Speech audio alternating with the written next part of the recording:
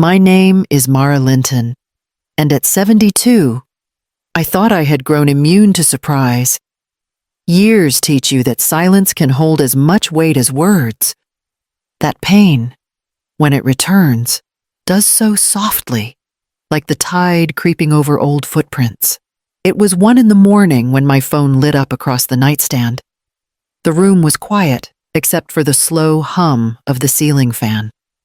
For a moment, I thought it was another weather alert or one of those automated messages that mean nothing, but the glow didn't fade.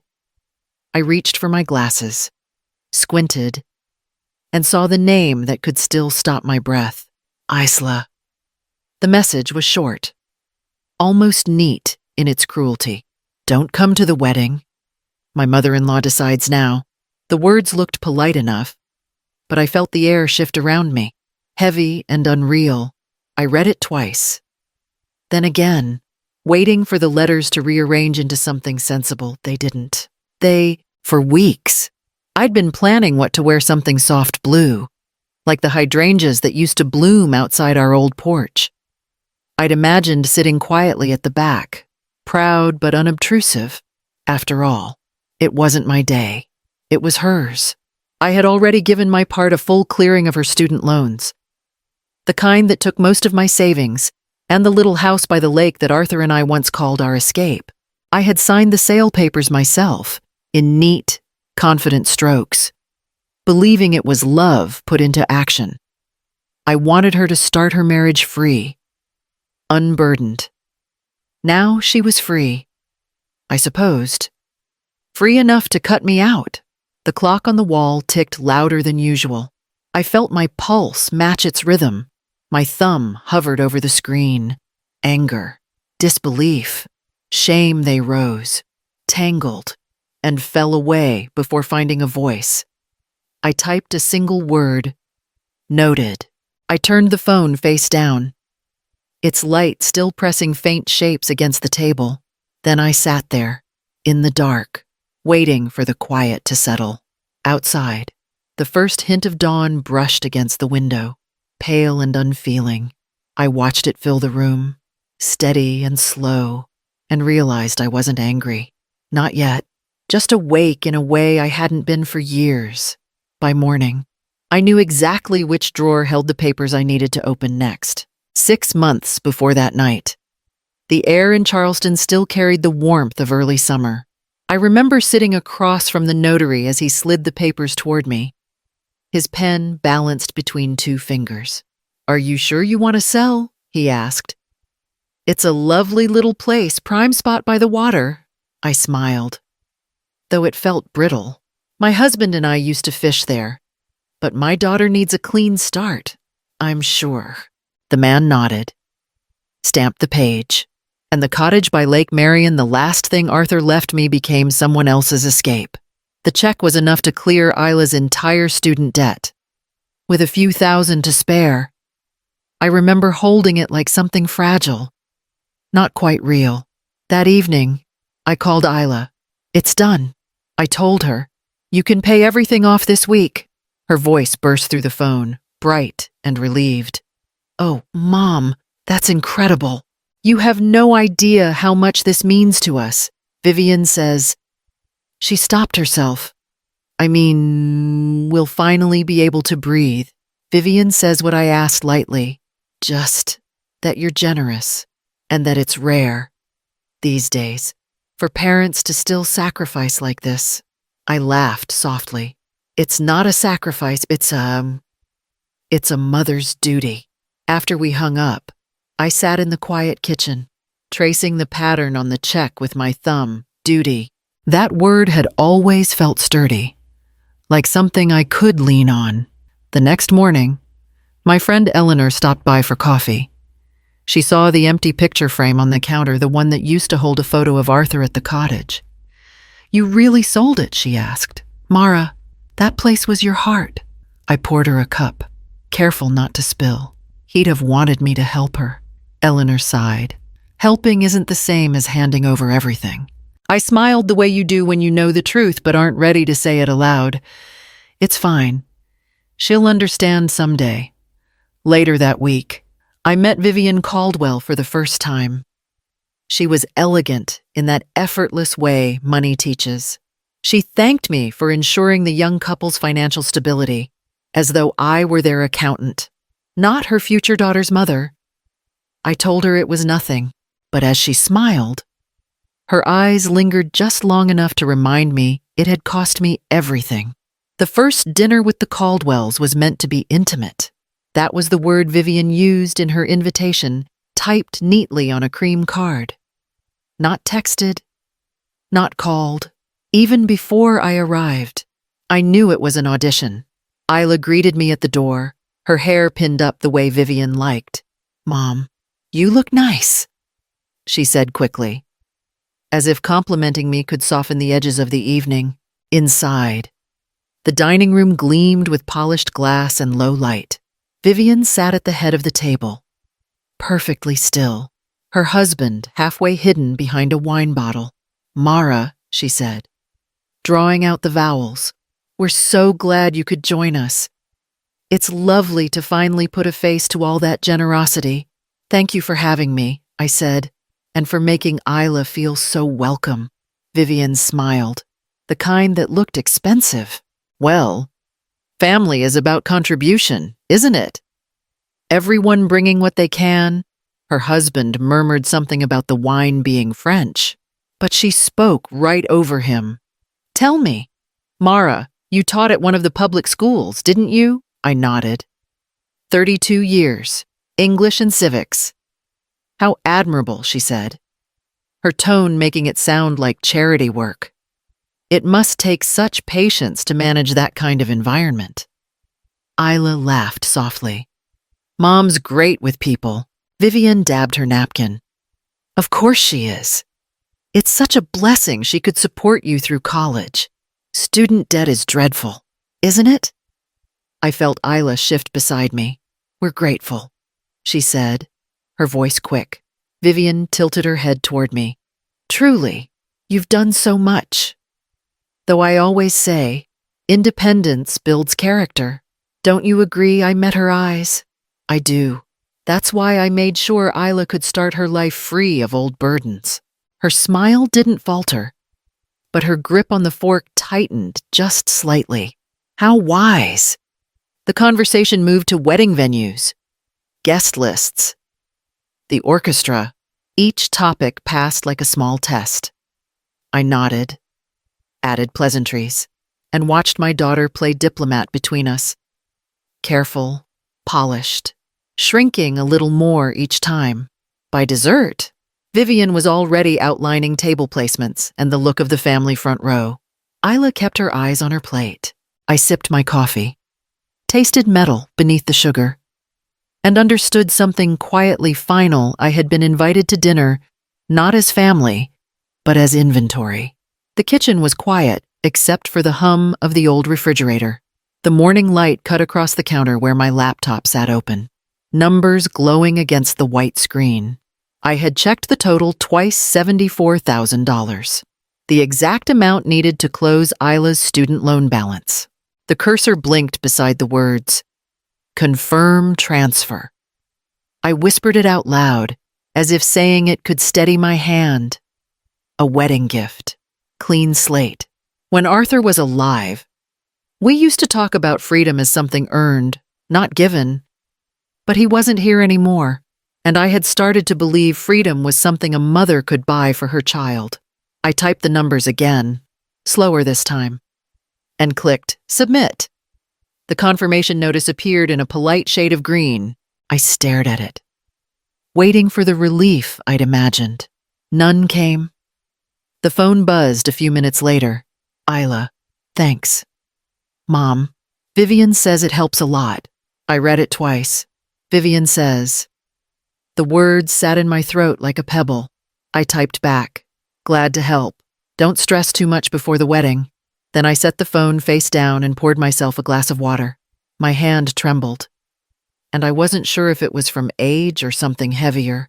Eleanor called later that day. She always seemed to know when to appear at the edges of my choices. "So," she said, "you did it." "Yes." And how does it feel? Necessary, I said. It'll buy her peace, Eleanor exhaled softly. Or it'll teach her that peace always costs you. I smiled into the receiver, though she couldn't see it. You sound like Arthur. I sound like someone who's watched you give until there's nothing left. I'm fine, I said, though the word felt too thin to hold. After she hung up, I stood by the sink, tracing a drop of water as it ran down the glass. Outside, a mockingbird sang the same 4 notes again and again. Some part of me wanted to believe that money could still fix what distance had broken. Another part knew it never had. But I left the thought where it was unspoken, like most of my doubts, and watched the transfer notification fade from the screen. The house was still when I went to the kitchen. The clock above the stove ticked, slow and deliberate, like it knew I was measuring time differently now. I filled the kettle, set it on the burner, and watched the flame catch. The motion steadied me. When the water began to murmur, I reached for my old ledger, the one I hadn't touched since paying off Isla's loans. The pages were thin, edges softened from years of keeping track of bills, groceries, birthdays. My handwriting had grown smaller over time, but the numbers still carried a rhythm of their own: earn, give, adjust, repeat. Each line told a story of someone else's need met quietly. The tea whistled. I poured it, let it cool beside the ledger, and opened the bottom drawer of my desk. The metal handle stuck the way it always had. Inside, beneath folded receipts and Arthur's old cufflinks, was a faded folder marked Reeve and Associates. Jonah Reeve had been my lawyer since Arthur's passing, a sharp man with kind eyes who never used more words than he had to. I could still hear him saying it the day we met, his voice low but firm. Mara, protect your assets, even from love. Love is no guarantee of memory or fairness. I hadn't understood then, or maybe I had, but chose not to. The folder held several documents, all neatly clipped. Among them, one sheet stood out: the notarized agreement Jonah had drafted months ago when I'd transferred the money to clear Isla's loans. It spelled out, in language both clinical and precise, that repayment or shared ownership would be due within 6 months of her marriage. I traced the signature at the bottom: mine. Steady. Hers. Hurried. I hadn't meant to use it. It was meant as structure, not weapon. But structure has its own mercy. It prevents chaos from pretending to be love. I folded the paper carefully, placed it on the table beside the tea that had gone cold, and turned off the kitchen light. For the first time that night, I didn't feel small. I just felt done, pretending that kindness was the same as belonging. Jonah Reeve's office smelled faintly of paper and rain. The blinds were half drawn, and the gray Charleston light cut across his desk in thin stripes. He glanced up as I walked in, his glasses slipping down the bridge of his nose. Mara, he said gently, I didn't expect to see you again before the ceremony. Neither did I said, but I need to revisit that document you drew up for Isla's loan, the conditional repayment clause. He nodded once, opening a drawer without asking further. I remember it. 6 months from the date of marriage. Repayment in full or conversion to shared ownership under your name. He slid the file toward me. The paper looked harmless, almost innocent. My signature curved neatly across the bottom corner, proof that once I believed contracts were for strangers, not family. Jonah watched my hands as I read. You don't owe me an explanation, he said quietly. I'm not here for revenge, I said. I just need things to be real again. That's a fair reason, he replied. What do you want me to do? I met his eyes. Serve official notice on the wedding day. Late afternoon, when they'll all be home. I don't want a scene, I want a record. He studied me a moment longer. Are you sure I was sure enough to sign it once? I said. Now I'm just following through. He nodded. I'll handle it discreetly. You'll be out of town. Yes. I took a deep breath. Savannah. A quiet weekend. His mouth lifted in something that wasn't quite a smile. Good choice. The trains are easy, and the air's cleaner. I gathered the papers. Sliding the top copy into my folder, my fingers trembled slightly. Jonah noticed but said nothing. Instead, he poured coffee into a porcelain cup and pushed it toward me. For the road, he said. The warmth steadied me. Thank you. Jonah. Outside. The rain had stopped. Leaving the city slick and gleaming, I walked home. Packed slowly linen dress, travel shoes, the folded contract. I laid it on top of the clothes, not as a threat, but as proof that I'd finally learned to guard my peace. When the suitcase clicked shut, the sound was small but final, like a door closing gently behind me. The morning of the wedding arrived wrapped in bright Charleston sun, but I saw none of it. From the train window, the marshes slipped past in ribbons of green and gold. I reached Savannah just before noon, the air warm and salt sweet. By the time I checked into the small riverside hotel, the Caldwell's estate would already be stirring, florists rushing, caterers shouting, Vivian directing it all like a general before battle. I imagined her walking the terrace in her pearl gray suit, giving orders with a practiced smile. Jonah had texted one line early that morning, courier confirmed for 2 o'clock. At 2, I sat on my balcony with a cup of coffee, the river bright below. A breeze lifted my hair, carrying the faint smell of rain that never came. Back in Mount Pleasant, a man in a crisp navy jacket walked up the Caldwell's front steps. He carried a manila envelope with a gold seal. He asked for Mrs. Isla Caldwell. From what Jonah later told me, the guests were already seated. Strings playing softly as the photographer arranged poses near the archway. The courier handed the envelope to a woman in pink lace, Vivian's assistant. The bride turned just in time to see her mother-in-law snatch it open. Then the noise began. Jonah said there were gasps first, then a rising hum of voices as Vivian's face drained of color. "This is extortion," she hissed, waving the papers. "Who does she think she is?" Isla reached for the envelope, trembling. When she saw my signature, her eyes filled, not with fury, but something closer to disbelief. Her groom stood frozen beside her, guests turning like a slow tide. Somewhere in the confusion, Vivian ordered the musicians to keep playing.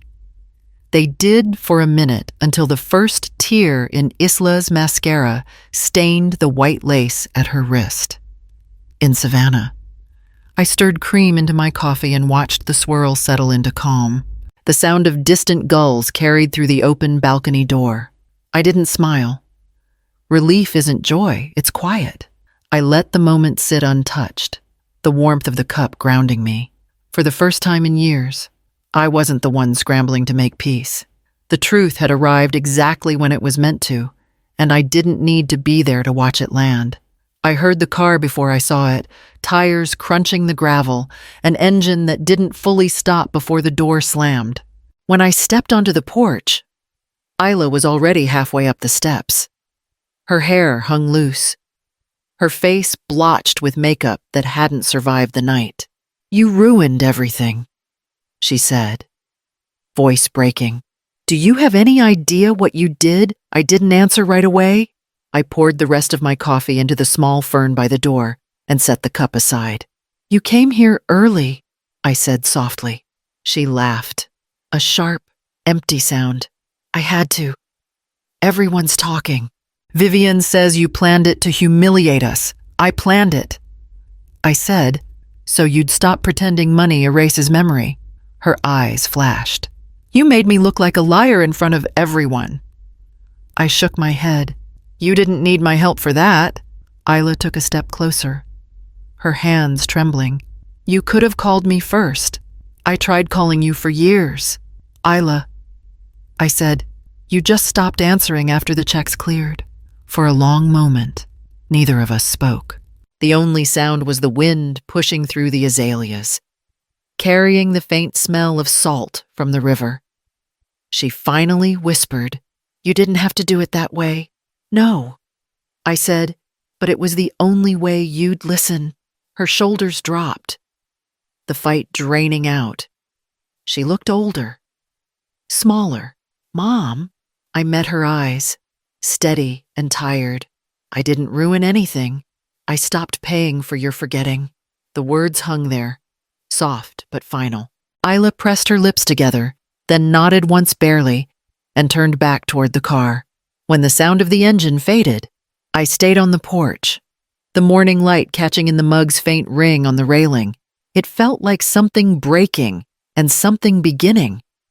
Jonah's office felt different that morning, brighter, quieter. The air thick with the kind of stillness that comes after a storm.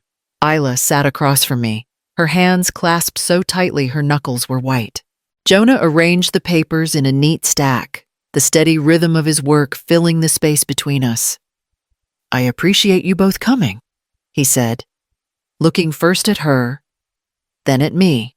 "Let's review the options we discussed." I nodded. "It's simple," I said.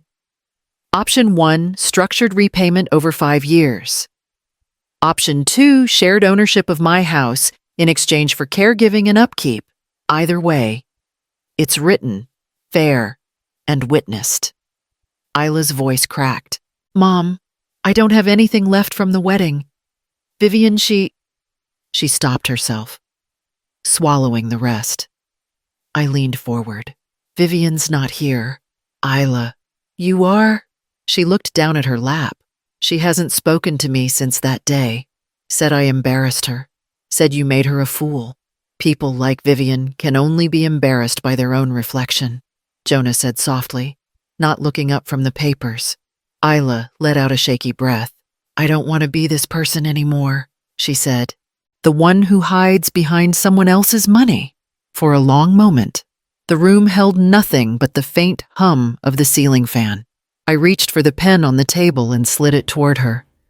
"Then start here," I said, with honesty. She took the pen, her hand trembling. "What if I can't fix everything, then you'll fix what you can," I said. "That's all any of us get." Jonah pushed the final form toward her. She signed, her name uneven but determined. Then he turned the page to me. I added my own signature beneath hers. Steady and clear. Jonah nodded once. Affixing his stamp. "It's done," he said. There were no handshakes, no smiles. Just the sound of paper sliding into the folder. 2 names. Side by side. No longer tethered by guilt, but by choice. When Isla finally looked up, her eyes were red, but her voice was steady. "Thank you," she whispered. I closed the folder. "We'll see where it goes from here." 3 months later, the house felt full again, though there were only 3 of us at the table. Eleanor brought her usual wine, and Marjorie arrived with a peach cobbler still warm from the oven. We ate slowly, talking about the garden, the new book club at the library, and nothing that required forgiveness. When the plates were cleared, I set an extra place at the end of the table, 1 empty chair, a folded linen napkin laid neatly on the plate. On top of it, a small card in my handwriting. "For lessons learned," Eleanor noticed first. "That's new," she said. I smiled. "It keeps me honest. Reminds me what I've already paid for." Marjorie reached over and squeezed my hand. "You've earned a little peace." Mara. The night stretched soft and unhurried. When they left, I stood by the doorway, the quiet settling around me like a familiar quilt. The moonlight brushed the table, catching on the edge of that untouched plate. The phone buzzed on the counter. I almost ignored it, then glanced at the screen. "Isla, dinner next week. Just us." The message sat there, plain and fragile. I thought of her face in Jonah's office, ashamed, but trying, of the papers we had both signed, and the silence that followed. Maybe this was her first word since I typed slowly. We'll see. No promises. No conditions, just space. I set the phone down beside the folded napkin and poured myself a final glass of wine. Outside, the crickets hummed steady, the same rhythm they always had. I lifted the glass toward the empty chair, not as a toast, but as acknowledgement. Arthur would have said I looked lonely, but I wasn't. For the first time, peace didn't feel like loneliness at all. It felt like ownership of my choices, my quiet, my seat at the table.